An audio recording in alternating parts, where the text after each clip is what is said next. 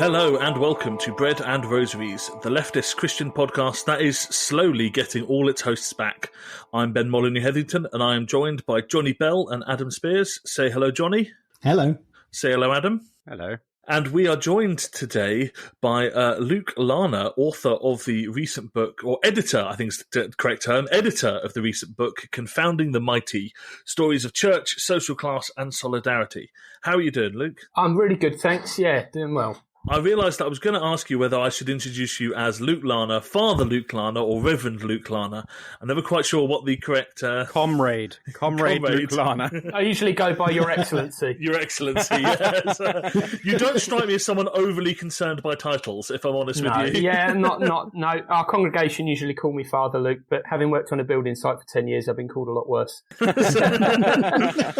I've kind of given you a little bit of an introduction, Luke, but do you want to tell us a little bit, briefly, about who you are and what you do? Sure. So currently I am the priest in charge of St Andrew's Parish in Luton, which covers a big triangle to the northwest of the town centre in Luton. We're probably one of the most ethnically and religiously diverse parishes in the country, as far as I know. About 80% Muslim in our parish, less than 5% white British, as far as I know. Also very economically diverse. It's historically a more well-to-do community for Luton, but is now mostly quite working class. I do that part-time. I only recently started this post about 6 months ago, having finished my curacy up in Bedford. A lot of people would say, could you get any worse than being in Bedford? And I've come back to Luton. So I feel like I've been on a journey of downward mobility since the day I was born. But Luton is also now a Premier League Premier League, yes. Premier League parish. We were actually going to talk about this because I have a friend who listens to this who is a Luton boy. Brilliant. Come on, you Hatters. Exactly. And I was going to ask you actually a little bit because I think Luton Town are a fascinating football club in that they're arguably the most moral club in the Premier League and yet also universally reviled and hated for their historical reputation despite that fact, right? Yes. Yeah, it's an interesting one. I mean, what's been really amazing is how it's lifted the mood in the town because we've been struggling away trying to get the new stadium. So we were in Luton for 6 years before I went up to be a curate in Bedford. I was a lay minister here. And yeah, it's really lifted the mood. We've been struggling to get a new stadium for a long time, which will really uplift a big chunk of the town centre. And I mean, it's been voted the worst place to live in the UK numerous times, Luton. It's a town with a really bad reputation, but I was talking to a long-term resident here the other day. I've seen some quite middle-class folks move in here and be really kind of like doing these campaigns about, oh, Luton isn't shit, Luton's amazing. And it's like, let's be honest, there's some major problems here. There's some major struggles with tension with the far right and deprivation and corruption and all sorts of stuff. However, it's one of those places where you develop a real love-hate relationship with it because it's got so much character. It's like that one boozy old mate that you never really want to stop being friends with because they're just such a good laugh. It's a very, very rich place to be. And it is a place where there is a real sense of solidarity. There's really strong interfaith collaboration here. The trades union movement's pretty strong here. I mean, it is one of those towns where you could pin a red rosette on a donkey and they'd get elected, to be fair. But having lived in a town where you could pin a blue rosette to a donkey and it would get in, that is preferable. Yes, not perfect, but preferable. Preferable. Yeah, and we've got some good people involved in local politics here. So yeah, that's me now. I was a bricklayer for 10 years before I went into ministry. So I come from a social class perspective. I come from a fairly mixed family in a lot of ways. My dad's family are fiercely working class. On one side, kind of middle of the century Irish immigration, early century Irish immigration. My granddad was a milkman and in the RAF and stuff like that. Not posh RAF with moustaches, like loading cartons and bombs and stuff RAF. And dad left school when he was young. My mum comes from a family that, going back some generations, were actually fairly well to do. But one of I can't remember how far back it is, but someone married a commoner, shock horror, and got completely disinherited from everything that the family had. And so therefore came from this quite well-to-do background, but ended up with absolutely nothing. Neither of my parents had gone to university. My mum did Open University later on. But education, it was just all very mixed. And my dad was one of those classic very, very suspicious of middle class society and them. I talk about them a lot in the introduction to the book. My nan, God bless her, Peggy Hearn was her maiden name. She used to have this famous saying, which was, "You can't stop them shitting on you, but never let them rub it in." And that sort of characterises the attitude towards authority.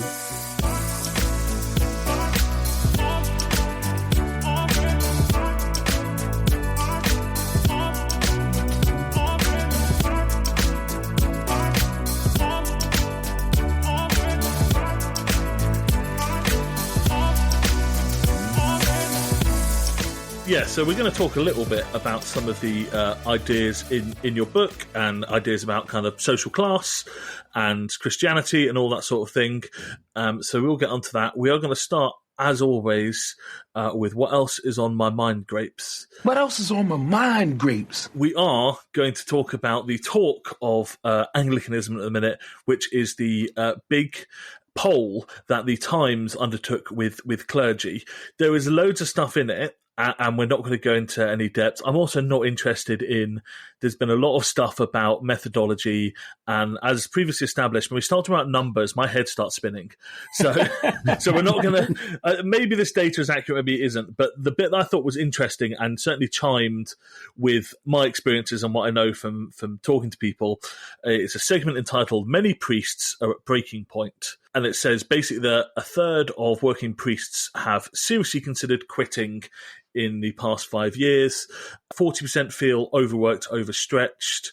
And I thought it was really interesting to think about priests and working conditions. I think it's a really interesting question at the moment. What I haven't seen a lot of cross-fertilisation, despite the many hours I spend on Twitter, which I refuse to call by its new name, is there were some other interesting things published recently in regards to this idea of parish priests as workers, because of course parish priests, legally speaking, are not workers. We are office holders. Therefore, we're not necessarily subject to employment. And there were two things about that. You mentioned about how many priests were considering quitting. There's been a massive reduction in the intake of ordinands training this year.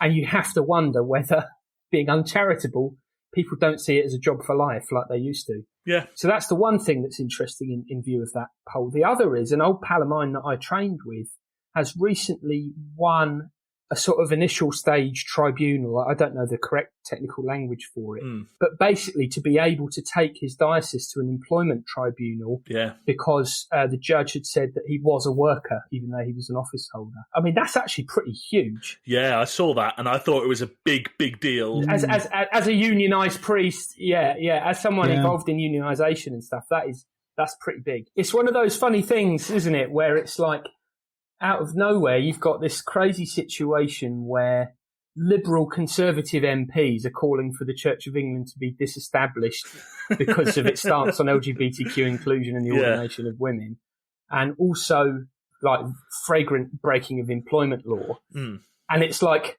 I'd really quite like to see the Church of England disestablished now in my colours to the mast, but it's almost like, this isn't exactly the reasons why I'd like to see it disestablished.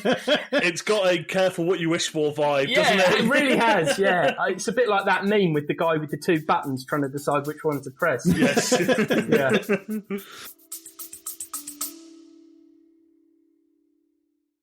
Jesus weeps for Gaza.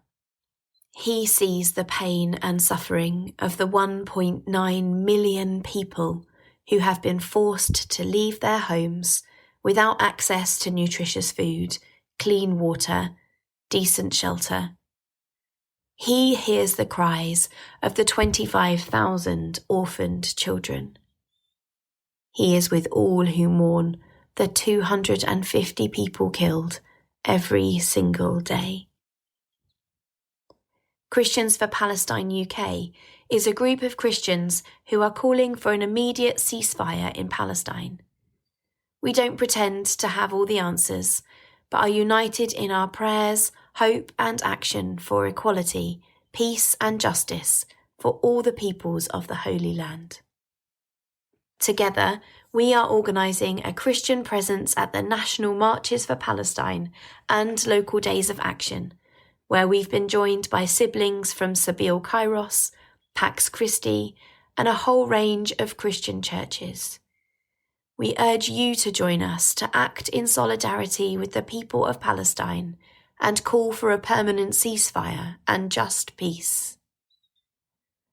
The Very Reverend Canon Richard Sewell, Dean of St George's College in Jerusalem, says, I warmly welcome the newly formed group Christians for Palestine UK. Palestinians in Gaza and the West Bank need to see the solidarity of Christians in the UK, and they will be encouraged to see your commitment to stand up for them in their time of terrible suffering.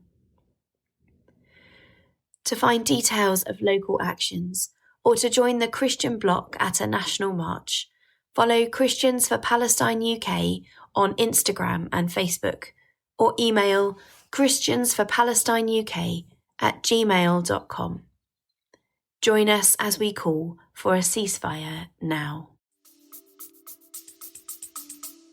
Yeah, and I think it's probably reflective as well of the of the general economy and the increased precarity of what used to be solid middle class jobs, right? That's what Rosa Luxemburg, I quote this in the book, Rosa Luxemburg talked about, predicted that under capitalism you'd have an increased proletarianisation of traditionally middle class jobs. So I look at my friends who are proper academics and have full-time jobs in universities in theology or whatever departments and the struggles they're going through. Now, when I was a brickie, I mean, we used to tear the piss out of academics and people like that all day long and say they were useless pencil pushers and never done a day's work in their life. Actually, you realise now that a sort of young or emerging university lecturer has probably got more in common with a bricklayer than what they have with, I don't know, so many other more stable jobs. Frankly, like these days, almost like the roles are reversing. It's not to say that, plenty of brickies aren't struggling, of course, but often there's really good money to be made in trades. Yes.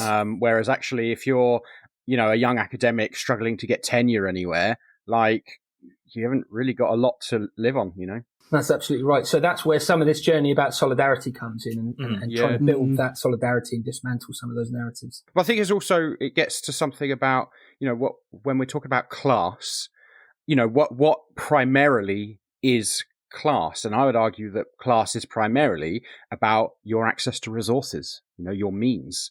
It's not primarily a cultural thing. The culture will follow, right? But ultimately, when we really get down to it, it's about, can you afford to have a roof over your head and food to eat? So I've been doing a lot of reflecting and thinking, and even since finishing the final manuscript of the book, trying to refine my own understanding of what class is. And a book I find really helpful on this is my friend and colleague, Professor Jörg Rieger from Vanderbilt and the Wendell and Cook program in Religion and Justice. And in his book, he talks about two typical perspectives on class. One is the culture perspective, like you've talked about. You're working class because of what you wear, how you speak, where you grew up, etc. The other perspective has to do with access to either power or resources. So it's purely economic or power. So if you've got money and you've got power and you've got wealth, that determines your class.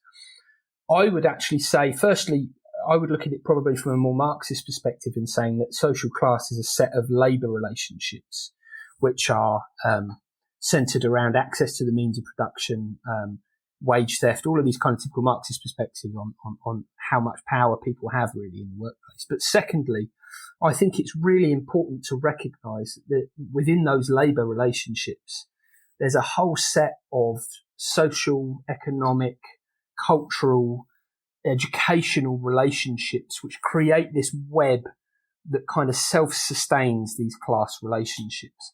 So I don't think it can be one or the other. I think there are webs of relationships which maintain the current status quo of class relationships. But I think what's really important in the current climate of discussion here in the West anyway is not to lose sight of the really specific material analysis of class, to look at what are the conditions somebody is living and working in, what kind of healthcare, education, all of these different really important, literally what people are able to eat, what, that kind of stuff.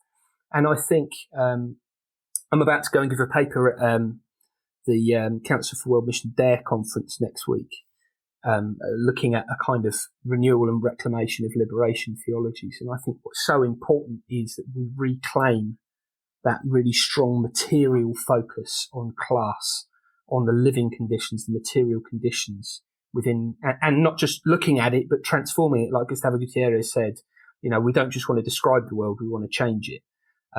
In liberation theology, the theology is the second act. The first act is our praxis. It's our struggle. It's our involvement in class struggle.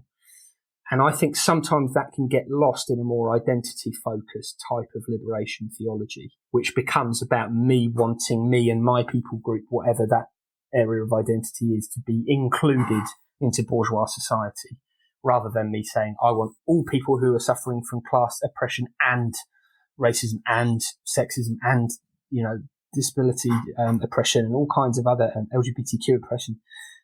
All of those have a huge impact on working class lives. And of course, the working class are the most diverse group of people on planet Earth because they're the biggest group of people on planet Earth. And what you're talking about there, Luke, is really interesting because there's that need for it to be for everyone. And it's, if you look at queer liberation, you've got all these people from all these different backgrounds working together. And then you have white gay men who then associate themselves with the powerful and then go, oh, we don't want those trans people here. Yeah. On gay dating apps, you'd often see, this is before I was married, obviously. And you would often see people saying, oh, I don't want this, I don't want that. And it was really just the ick factor. It was horrible. It, for me, is all part of my own journey, really. I was your archetypal white van man for a long time. And when I first came here to Luton many years ago, I remember having a conversation with friends and saying things like, where's all this white male privilege I'm supposed to have then? I mean, that was the attitude that I had. And through meeting, even, God bless her, my mate, Dr. Lucy, I remember having a conversation with her one day and saying, thank you for informing me of my privilege, Dr. Lucy from Cambridge University. But her response was, when was the last time you were scared walking home at night? And that made me start to think about this material analysis of, okay, yeah, there's a material threat there, actually. Yeah. And I started to meet people from majority World Heritage communities who were very working class and realised the additional layers of exclusion and oppression that they were experiencing. And how much more proximity and access to some kinds of privilege that I had, particularly then working in a Church of England church as the civic church and all the rest of it.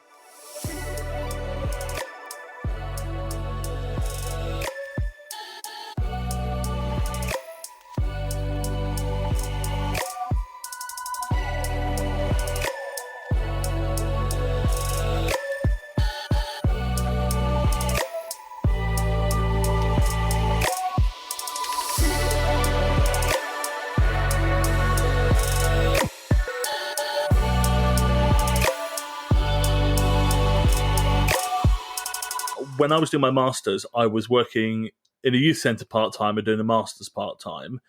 It was just two very different worlds, and actually bringing those two worlds into contact with each other. But how do you kind of bring those two, that academic world and then obviously your kind of real world, as it were, experience into contact, I guess?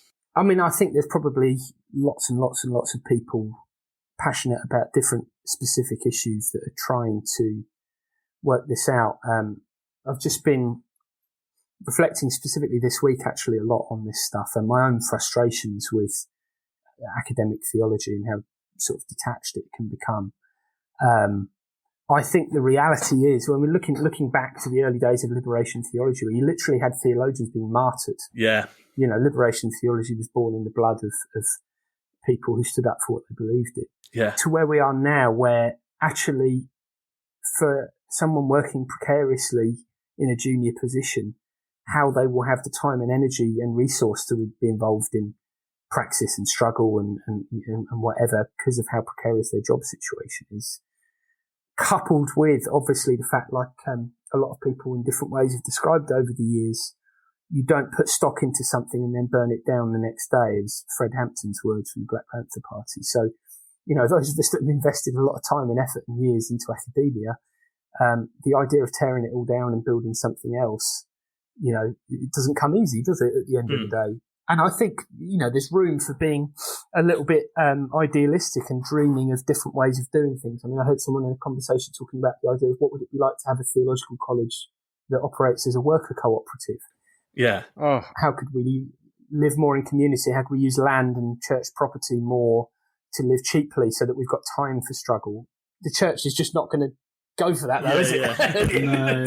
Both Adam and Johnny, I just saw them go off into a little dreamland. Thinking about theological co-op college. Yeah, but not just for colleges, but for churches generally, because being in a rural setting, we have a lot of chapels closing, and we're trying to find ways of still using the property rather than just selling it off. The tension I have, I'm in a context where it's thinking about the moral implications of having lots of property isn't necessarily something on the agenda. It's something, how can we use property in a way that can generate revenue, particularly in a setting where there isn't, resources are low, and we need to find a way of increasing those so we don't have to struggle so much and actually get on with the work of church. Now, you've got on to hear something that is a piece of work.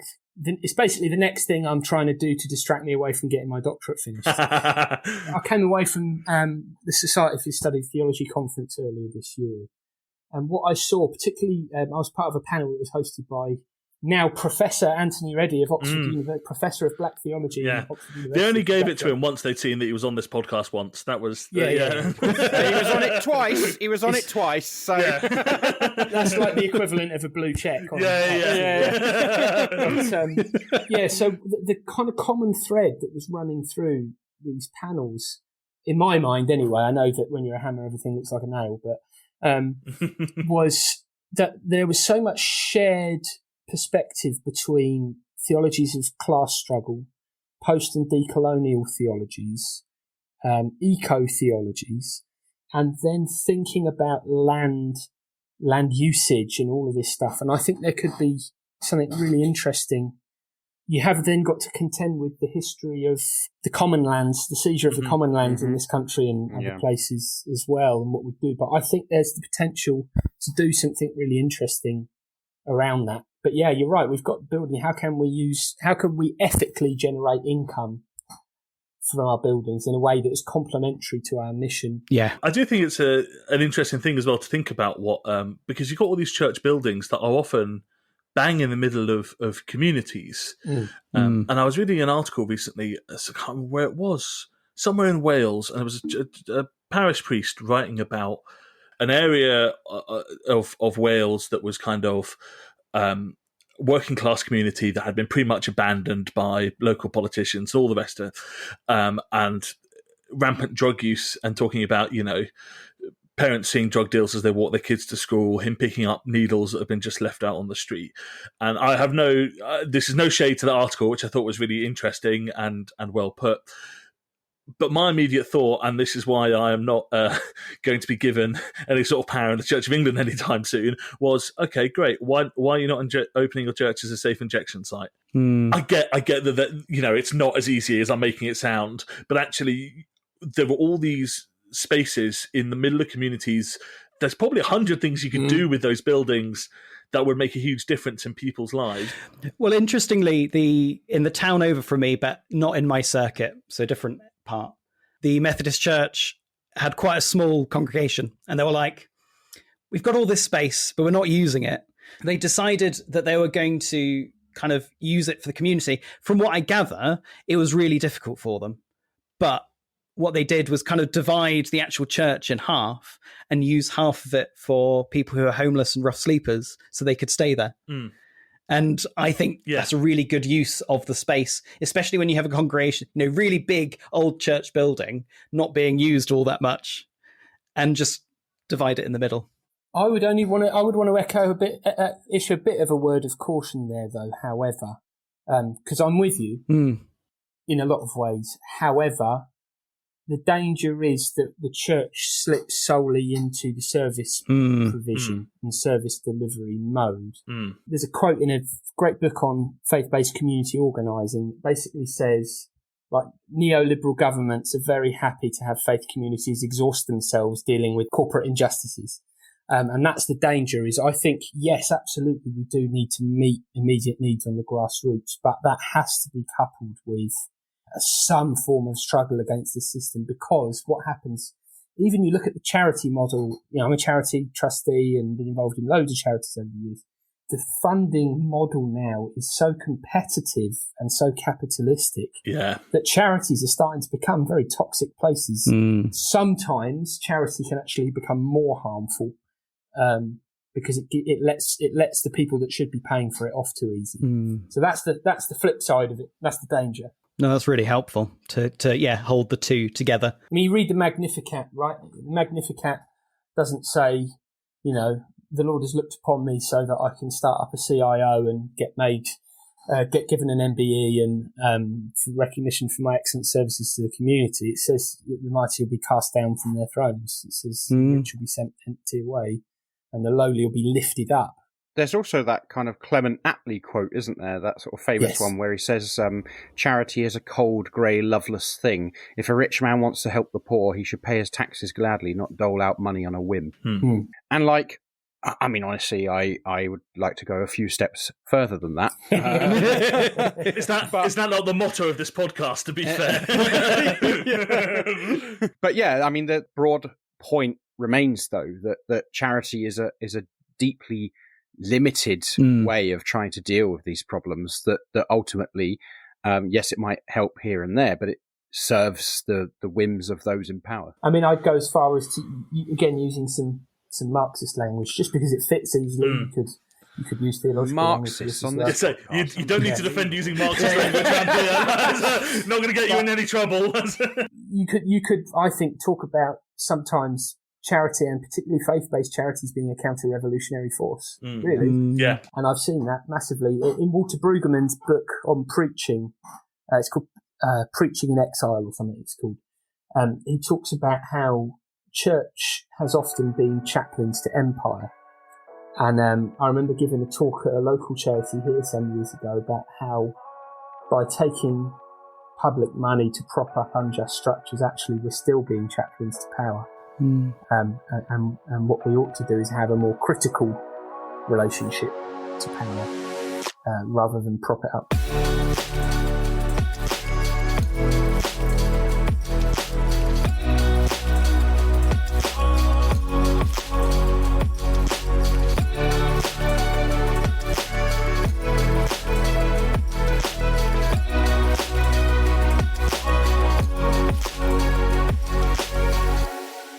I'm going to transition us towards Saint of the Week. Saint of the Week. Yes, I had a couple of options that I couldn't decide between. I don't know if you can see, you can't quite see behind me, behind my big bald head, is a picture of Fred Hampton, who was the chairman of the the Chicago chapter of the Black Panther Party. It was his birthday last week. So I was thinking about him, but I felt maybe calling him a saint wouldn't be something he would have appreciated. So I was going to say, you're almost upsetting him, aren't you? So in respect to his legacy, and we're probably going to get back onto Fred Hampton in a bit and some of why I find him an interesting dialogue partner in some of my work. But the person may have already been done before, given the nature of this podcast, that I was thinking of was Alan Eccleston. Have you had Father Alan Eccleston as a saint of the week before? No, I don't know who that is, so that's excellent. Well, you said you were curious about Anglo-Catholicism. Get welcome to prepare to rejoin the apostolic faith. Alan Eccleston, really fascinating parish priest last century. So he was sort of born around the turn of the century. Very much an Anglo-Catholic, and he was influenced by a badly named movement called the Catholic Crusade in the Church of England, which for obvious reasons is not something that I would be very keen on using nowadays. But so Alan Eccleston had some remarkable gifts as a parish priest. He served a very deprived parish in Sheffield for a very, very long time. But what he did, he set up this thing called the parish meeting, whereby every Sunday after church, they would have a sort of adult education and organising group that would meet to discuss the sort of salient matters of the day from a Christian perspective in the parish. The other interesting thing about Alan Eccleston, which is a good segue from our previous conversation, is as far as I know, he was the first ever Anglican priest to openly be a member of the Communist Party. Oh, wow. Which was met by much consternation from both the Church and the Communist Party, many of whom said, what on earth are we doing with an Anglican priest among our comrades? You know? So he was a very interesting chap. He was very shaped by the ritual and liturgy and theology of the Anglo-Catholic movement, so deeply sacramental, very high emphasis on, you know, the sacraments of Holy Communion and baptism and all the other ones that we're not supposed to call sacraments in the Church of England. But he was very progressive as well, so he was very ahead of his time on the ordination of women. He had some really interesting ritual practices which kind of matched his social practices and views. Like, for example, I'm going to bore you here with some, well, it's funny that the non-Anglican might be the one that relates to this the most in the room. Absolutely, yeah. A bit more high. But what he used to do when he was celebrating the Mass, he would have two lay people in the deacon and subdeacon position beside him at the altar. And when he held his hands in the orans position for the Eucharistic prayer, which is the prayer of consecration for Holy Communion, he would get those lay ministers to hold their hands in the orans position as well, almost as a sort of democratization around the Lord's table, which among purist Anglo-Catholics was very, very controversial. But he had this incredible weaving of his deeply held and yet progressive faith, a lot of which was centered around the incarnation and a sense of an incarnational understanding of the Mass that he wove together with his praxis and his activism in the parish. So he was involved in huge adult education programs. People talked to us, there was one commentator that said, you know, you'd meet miners that attended his parish meeting that were more eloquent than your average Oxford and Cambridge graduate in their grasp of the issues of the day because of the way that people came together to discuss it. And I think I quote it in the book. There's a brilliant sign that they used to have out. I'm going to pull the words up so I don't get this wrong, because if you haven't heard of this before, I think you'll get a kick out of it.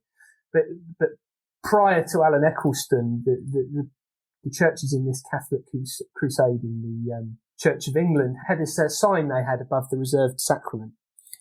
So the reserved sacrament, if you're not of that tradition, is we have a little tabernacle or aumbrey or holy box where we keep spare consecrated communion. And so I will go and take that to church members who are sick and at home and not able to make it to church. And those of us of a more kind of Catholic tradition would pay particular reverence to that part of the church. It's a place for quiet prayer, and people would talk about, I gaze at the sacrament and the sacrament gazes back at me. Anyway, this is the sign that they had above the reserved sacrament in these parishes that were part of this movement. It said this: in this church of the Catholic crusade, the blessed sacrament is reserved. God is present under the cover of bread, but it is bread consecrated by the body of Christ's people. All fairly mainstream so far, who know that God is justice and who therefore struggle against the capitalist materialist rules of this evil system for the workers' commonwealth. We warn you that unless you see Christ in the masses, you cannot see him in the mass. Unless you see him in communism, you will not see him in the workers' struggle for bread. You will not see him at the altar. Unless you are revolutionary against this present evil world which denies the bread of life to those who produce it, and unless you fight for the common bread for the common people, you must not dare to approach this holy sacrament. The little sign we've got in our church which just says talk to God before Mass and each other afterwards, it kind of pales in significance compared to that one. Yeah, brilliant book on Alan Eccleston that's written by Tim Gorringe that's called Priest as Revolutionary, and it's a biography. But Eccleston wrote a few books himself. His most famous one is a book on prayer called Yes to God, in which he has a lovely kind of materially focused view on prayer in Mary's yes to God, basically. I am fascinated by that, as someone who comes from a Church of England background that other low Church of England churches look at and go, oh, but that is a bit low, isn't it? You end up associating, I think more generally, people, smells and bells. Yes, absolutely. And people think of that as there was a conservatism inherent in that for me mentally. And yet, I know I've heard bits, and I think we'll probably do an episode on Anglo-Catholicism at some point, but actually about the history of Anglo-Catholicism not just being, a tradition with a big socialist component, but also being, when Anglo-Catholicism was revived, it revived itself through working class communities to some extent, rather than, whereas you think of it now as, when someone says to me something Anglo-Catholic, I always want to say, I'm sorry, I didn't go to private school. I don't know what you're saying. And that's the sad thing is that, to be honest, I debate often about the use of the term. I sometimes use the term sacramental socialist, which manages to alienate the few friends I've got left in the Beamery. That's a sign it's a good term, right? It does conjure for a lot of people images of gin and lace and Oxbridge and what some people would call choral and floral churches. But there is a strong history among in socialism and working class. So we've got the launch party of the book coming up later this month. At St. Botolph without Aldgate, where Father Jarrell Robinson Brown is the curate there. But that was Ken Leach's old parish, who was a prolific Anglo-Catholic socialist writer who wrote some really interesting stuff on interfaith struggle and all kinds of stuff like that. There's another really good book if you're interested. It's an autobiography just called Father Joe, and it's about this priest called Father Joe Williamson, who grew up in the slums in Poplar and Stepney area of London. And, his mum never learned to read, so he wasn't exactly the typical cadre for the priesthood in his time. It's just hilarious to read because it could have been written yesterday. It really could. I mean, for those involved in ministry, you might find it comforting. There's these brilliant bits. Like there's one bit where he nearly gets into a fist fight with one of his tutors at theological college. And it often has these little sentences afterwards which say something like, I knew I was really for it that time. He fell out with his trainee incumbent within about 2 weeks of his curacy and got kicked out. And he said, again, there's this bit where he says, I told him exactly what measure of a man I thought he was. And I was really, really for it that time. But it's a fascinating story of this very, very rough around the edges working class guy. And he went on to do some fascinating ministry.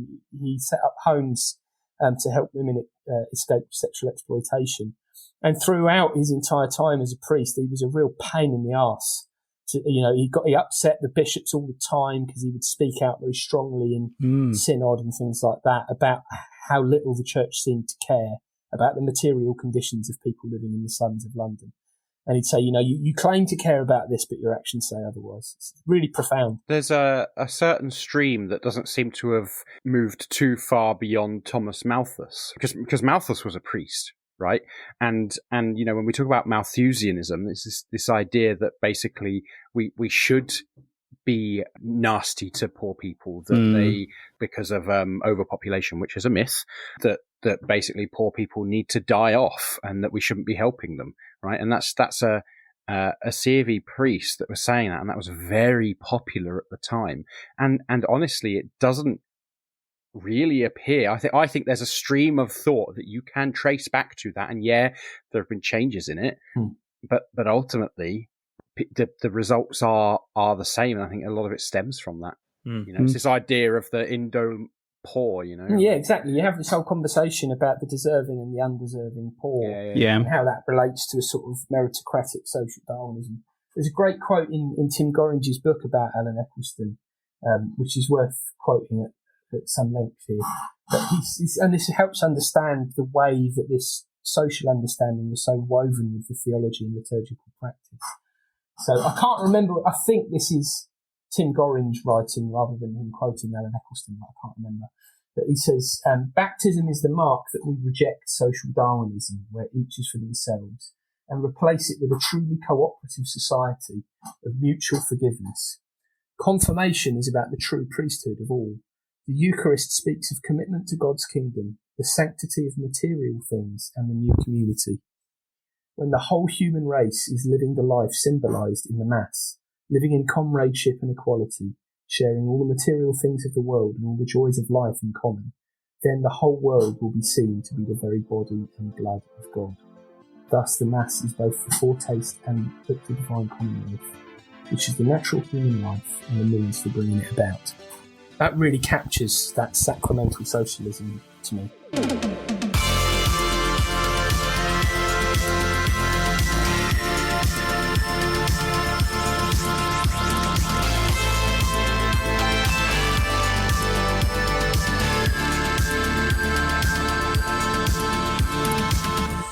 In your book, Luke, you introduced this idea that I think is really interesting called feckless faith. Yes. Do you want to just tell us a little bit about what you mean by feckless faith? Yeah, I mean, I had a bit of fun there, really, to be honest with you. I was thinking very much of wanting to firstly address the seeming inability to theologise around class in any meaningful way in a lot of thinkers. And secondly, this kind of narrative around inclusion and in the current system, and whereby you'd have situations like Boris Johnson, who was the Prime Minister at the time, had made this real thing with an Education Select Committee, I think it was, about how we were letting down our poor white working class boys in the education system. And he was sort of really trying to position himself as a spokesperson for the so-called white working class, to the point where it was actually banned to use the term white privilege. And they even suggested using like prevent measures against any teachers that were found. I mean, it's like proper neo-fascist level stuff happening here. Yeah. And not that many years prior to that, Boris Johnson had, in an article when he was a journalist, written this thing about how the blue-collar, i.e. working class men of Britain, are aimless, feckless and hopeless was the term. So I thought I wanted to play with what is this idea of fecklessness and this idea of being without effect.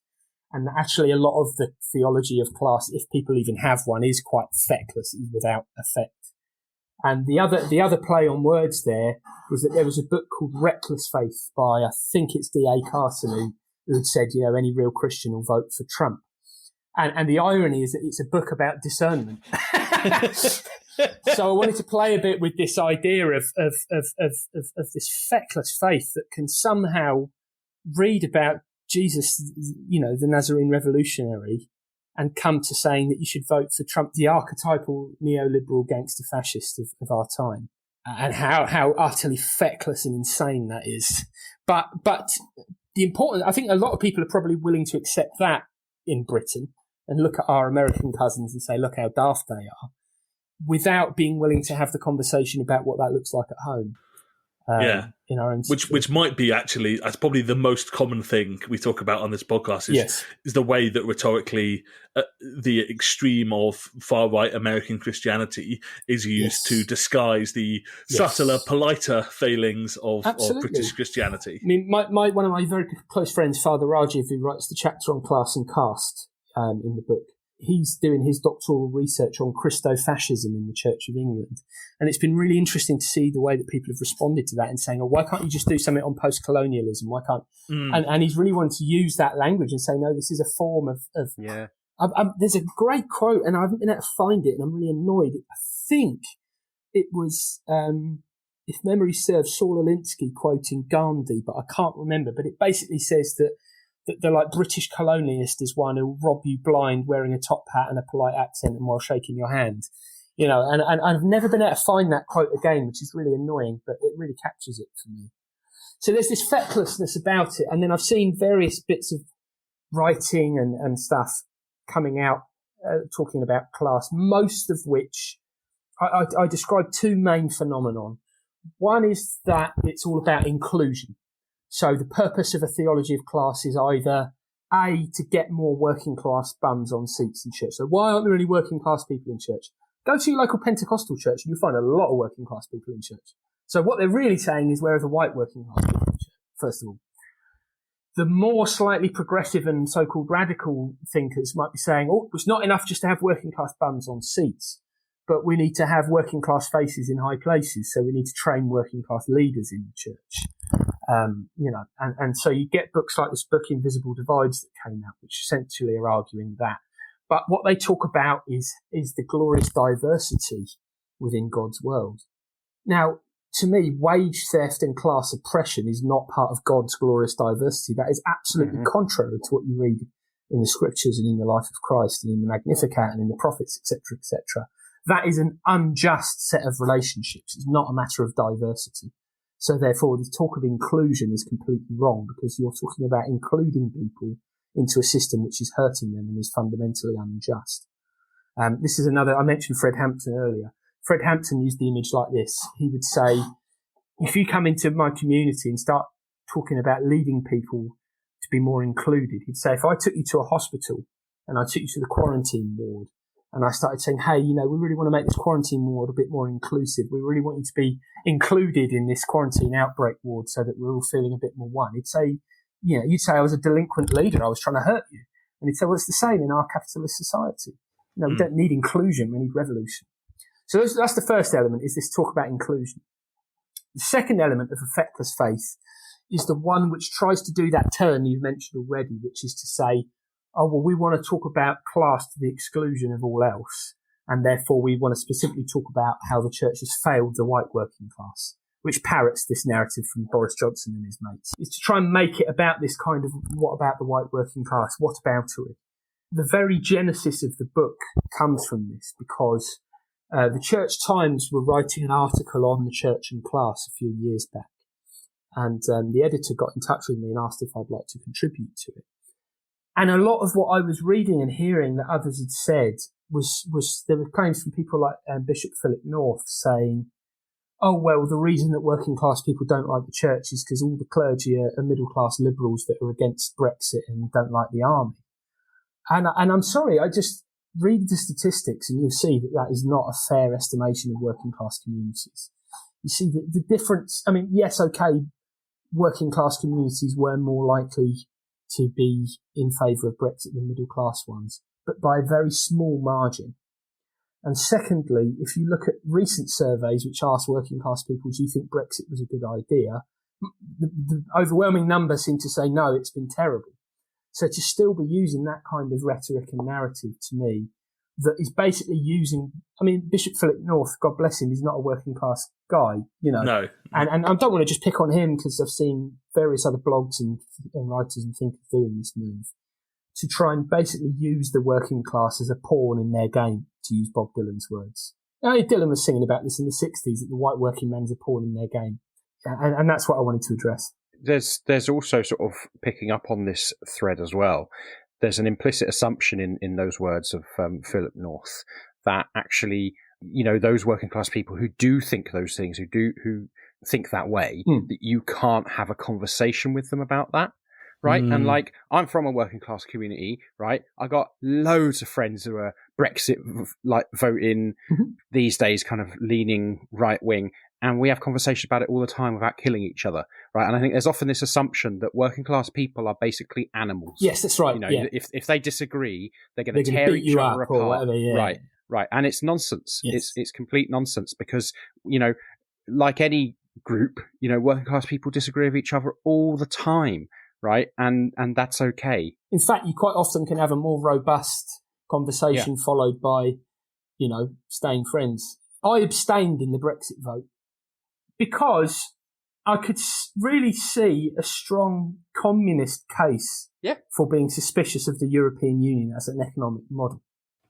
However, as Anthony Reddy really brilliantly does in his book Theologising Brexit, you kind of have to ask yourself the question, when I look at the main voices in favour of Brexit, are they the people who I'm more akin to and in solidarity with? So, and still to this day, it's funny, it's just such an overly simplified conversation, isn't it?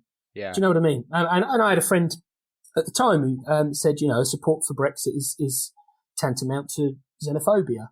And I reject that. I'm not saying that many people who supported Brexit were xenophobic, absolutely. And that was probably the overriding narrative. It's just that what we have now wasn't the only other alternative. What we have in this awful neoliberal shit island that we live on, drinking our own sewage and goodness knows what else, wasn't the only other alternative to a single economic market.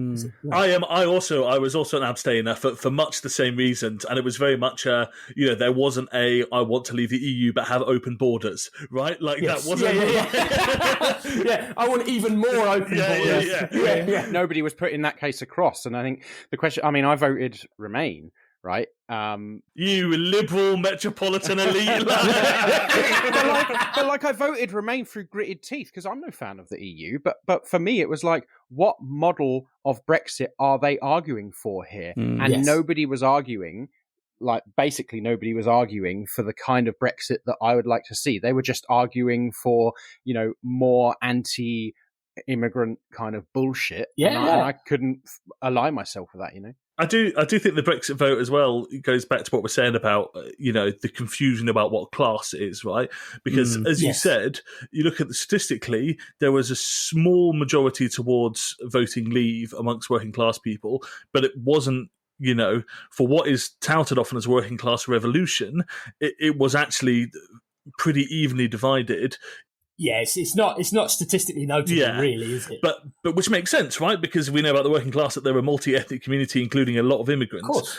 But if class is about whether you have a regional accent or not, then actually, communities, post-industrial communities voted often quite heavily in favour of leaving. And actually, the reality is a lot of the working class didn't live there anymore because there was no jobs. And so they had, the working class had left where there were jobs.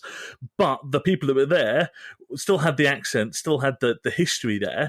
And therefore, they were good, solid working class, unlike the people who moved to London to get jobs, who were cleaning toilets as the metropolitan liberal elite. Yes, that's right. Yeah, absolutely. And there is a real confusion about this, particularly in British society, I think.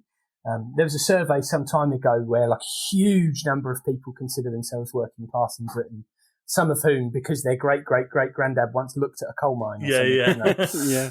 But even just, people who are, with salt of the earth working class, but they own their own homes outright. And I don't want to say that, they're not working class because these things are complicated, but no one's calling me working class. And yet I've been a renter my whole life. I don't have a lot of money in savings. I'm not downplaying the many financial and other forms of privilege that I absolutely possess in my life. But when someone who is objectively significantly wealthier than me is salt of the earth working class, it's hard to see how that quite balances out in a way that makes any sense, right?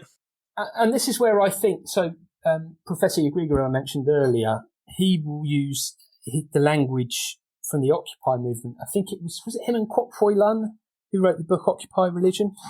I think so. I can't see it because my headphone lead's not long enough. But, in that book, they use the language of the 99% and the 1%, which actually can be quite helpful. There are some aspects of it which then make me a bit more uncomfortable because, as you say, what someone who is really among the precariat experiences compared to somebody who's in a job in finance in the city but still an employee who doesn't really have access to the means of production, but they're doing okay at the status quo. That's not the same. However, if you're to compare those two people with one of the 1% or 0.1% of people who are pulling the strings, they are way closer in their lifestyle and their wealth than the really ultimately wealthy are. And that's the thing, isn't it? That gap is growing hugely. I think we're getting near to the end of our time together. Just before we finish, I was wondering if we could maybe, as we've talked about before, it's very difficult as leftists to stay positive, but let's try and end on a little bit of positive. Where do you see good work happening, and what more do you think could do to carry on that good work? It's a really good question, and I think the whole question around hope is important. I'm really interested in Miguel del Toro and his book Embracing Hopelessness as being something that is probably important for leftists to consider. I see a lot of really powerful work going on around the world. There's just recently been some exciting work, a conference in Malaysia looking at building networks and theologies around class and labour. I see people doing some really amazing struggle, but it is mostly in smaller pockets. There is good stuff happening in the UK. I'd say probably the majority of it's happening in the majority world, though. So Catherine Keller's book, what's it called now? Something Apocalypse, is really interesting on hope and what we do with this idea of hope. And having, for my sins, started out my Christian journey in a charismatic evangelical environment, the sort of need for a certain hope is something which I'm probably a bit allergic to. The need to give an easy answer to everything is something I'm a bit allergic to. But there is a kind of hope. The way I would normally put it is part of the bedrock of my Christian faith is that I believe a better world is possible. I definitely don't believe that a better world is certain. And I think things could probably get really bad. Sorry, you were probably wanting to finish on a cheerful note here by talking about hope, weren't you? But I think, and this brings me on to the other thing that I find really important and that in my own very failing way I've tried to do with this book, is that we really do need to do some deep theological reflection on these matters. At the end of the book, I start to get into some talk about pneumatology and theologies of the Holy Spirit, and how our theologies, how our understanding of God might be impacted by our involvement in the struggle. The solidarity I see, and particularly in a place like Luton, the emergence of interfaith solidarity is so important. And not just the kind of solidarity which does comparative textual reading and eats the samosa together, but where we've really put our hands to the plough together. And I'm so grateful to my friends of other faiths in exploring the really hard work of building solidarity. So I suppose words like hope and unity aren't ones I have a lot of interest in. What I have interest in is the building of solidarity, which is a hard work to do. How do we really do that? How do we reflect theologically on this idea of solidarity? Now, Catholic social teaching has a lot to teach us about that, as do many other streams of thought and theology and other disciplines. But if we, again, quoting Catherine Keller, unless we work out this hard job of how to build global solidarities, and by global we mean building solidarity with non-human life as well, as being part of nature and part of creation ourselves, not being other to it, unless we can really work out the building of that solidarity as a species, we're fucked. I mean, people talk about killing the planet, and I use that lazy turn of phrase sometimes. The planet will continue to exist. As a species, we're in big trouble.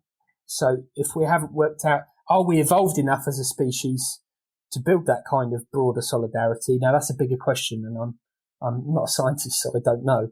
Yeah, that's where, I don't know, I put my hope, it's where I put my energy, certainly. I've drawn a lot from both Zen Buddhist practice and process theology in recent years, which would want to question some of the certainty of hope and providence. But, you know, this idea that God might be leading us, luring us, to use that process language, towards greater depths of solidarity, that's something that gives me some comfort. But pastorally, that's hard. As a parish priest, that's hard, because when so-and-so, you know, wants to know if everything's going to be all right and ask for a prayer for healing, you don't turn around and say, who cares, the planet's dying, you know. I have heard people dismiss process theology altogether as being unpastoral for that reason.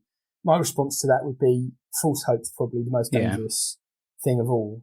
There's loads to unpack there theologically, which we don't have time for, but I would just want to say the kind of core tenets of my faith really are a belief in the dignity of both humanity and of all creation, the inherent dignity, as a Franciscan particularly, the inherent dignity in the presence of Christ in human beings and all creation.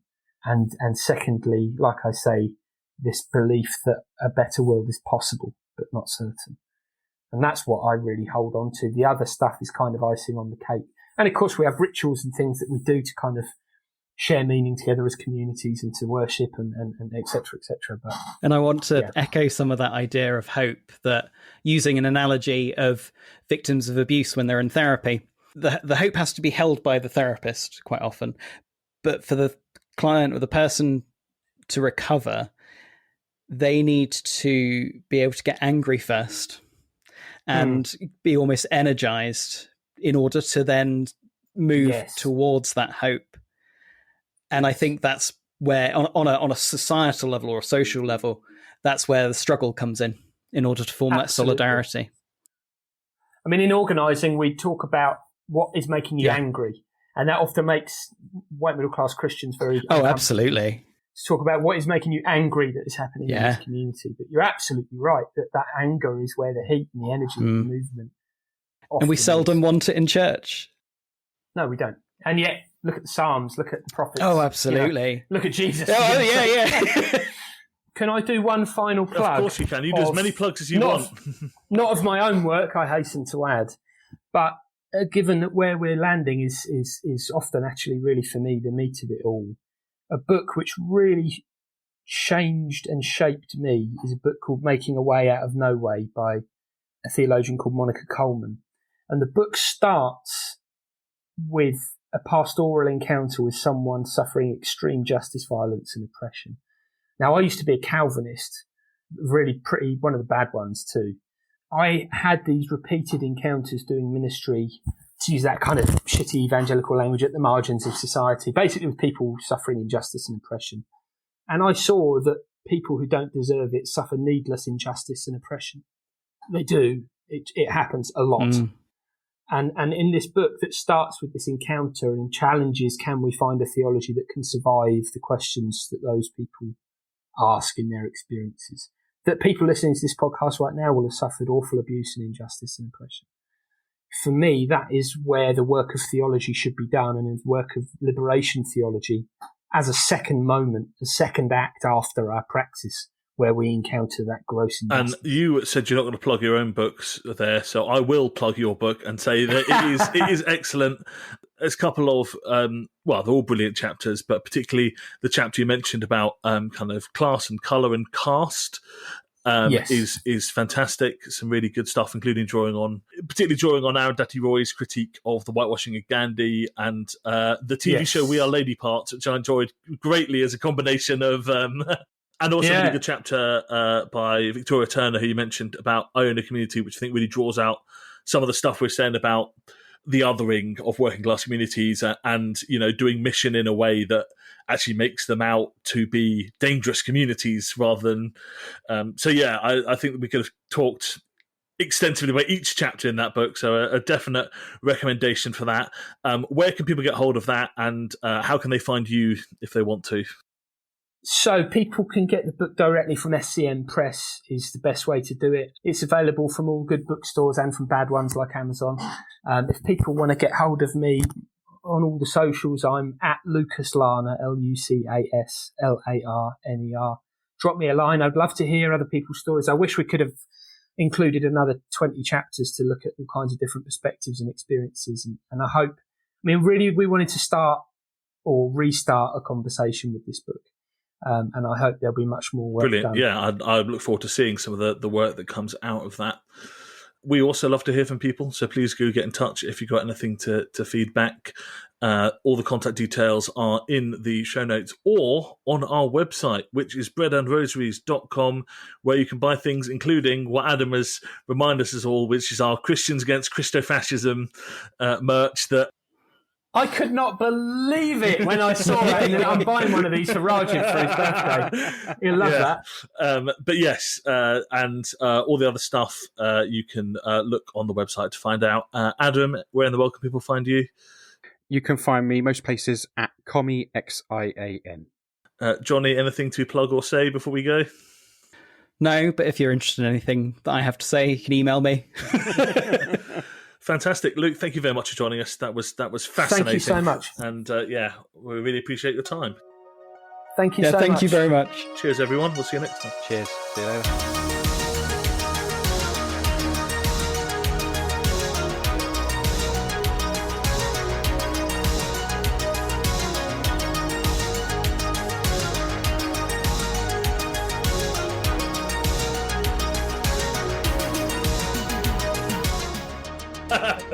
Well, I was pleased to see when I was back in Bedford that we did have a local councillor stand for the Communist Party in the neighbouring parish, and they got a whopping 5 votes. Which I thought was doing pretty good for Bedford.